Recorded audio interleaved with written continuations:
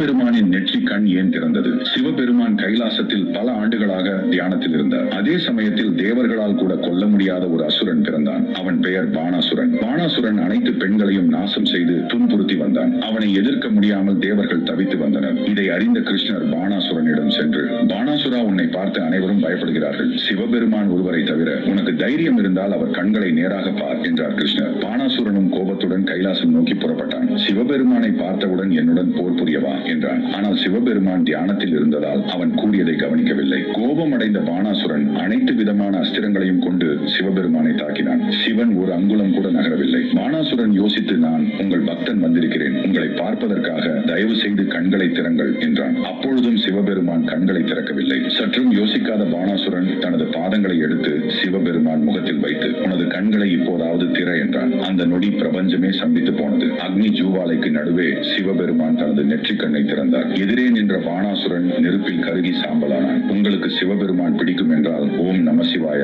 என்று கமெண்ட் செய்து